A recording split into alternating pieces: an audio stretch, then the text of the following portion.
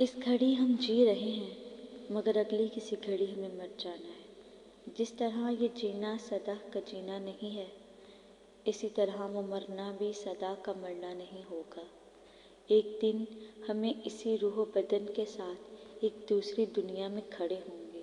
اس روز آخری عدالت لگے گی، ہم سب کے اعمال نامے کھولے جائیں گے اور ہمارے اعمال کے حساب سے ہمارے جنتی یا خدا نخواستہ جہنمی ہونے کا فیصلہ سنایا جائے گا۔ ہم میں سے ہر شخص اس دن کے دردناک عذاب سے بچنا چاہتا ہے اور آخرت میں کامیابی کا طلبگار ہے، مگر ہمیں یہ بات جان رکھنی چاہیے کہ وہاں کامیابی کا صرف ایک راستہ ہے اور وہ تقوی کا راستہ ہے۔ ارشاد باری تعالیٰ ہے، آخرت کا گھر بہتر ہے ان لوگوں کے لیے جو تقوی اختیار کرے۔ ہمیں اس راستے پر رہنے کے لیے ہر ممکن طریقہ اختیار کرنا چاہیے۔ اس مقصد کے حصول کے لیے سب سے مؤثر طریقہ روزہ ہے۔ ارشاد باری تعالیٰ ہے، اے ایمان والو، تم پر روزے فرض کیے گئے ہیں جیسا کہ تم سے پہلوں پر فرض کیے گئے تھے، تاکہ تم تقوی اختیار کرو۔ اسی لیے پروردگار نے ہم پر رمضان کے روزے لازم کر دیے ہیں۔ اس مہینے میں انسان کو اس بات کی خصوصاً یاد دہانی کروائی جاتی ہے کہ اسے ایک متقی اور پرہیزگار فرد کی حیثیت سے جینا ہے اور اس کے تمام جذبے خدا کی اطاعت کے تحت ہونے چاہیے۔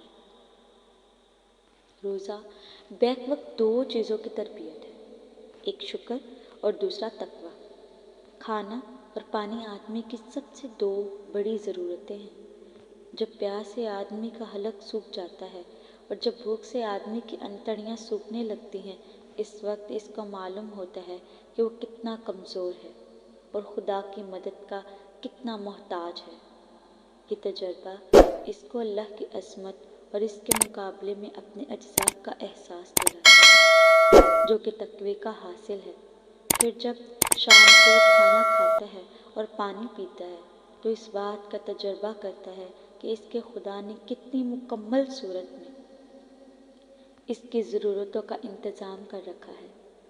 اس کا دل احسان مندی کے جذبات سے بھر جاتا ہے اور اس کی زبان پر حمد اور شکر کے کلمات جاری ہو جاتے ہیں۔ وہ سوچتا ہے کہ جس خدا نے ایسی نعمتیں دی ہیں، اس کے لیے اگر میں اپنی پوری زندگی بھی قربان کر دوں تو حق ادا نہیں ہو سکتا۔ یہ شکر اسے اپنے رب کی فرما برداری کی طرف مائل کرتا ہے۔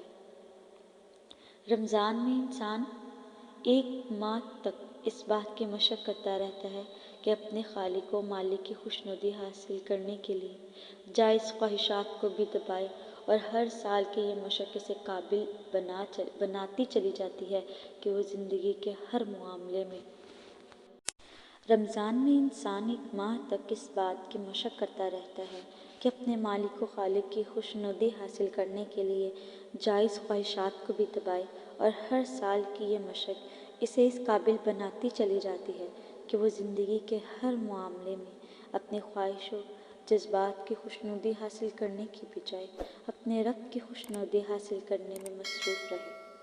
اس طرح وہ خواہشات اور جذبات کی غلامی سے نکل کر اپنے پروردگار کی غلامی میں آ جاتا ہے۔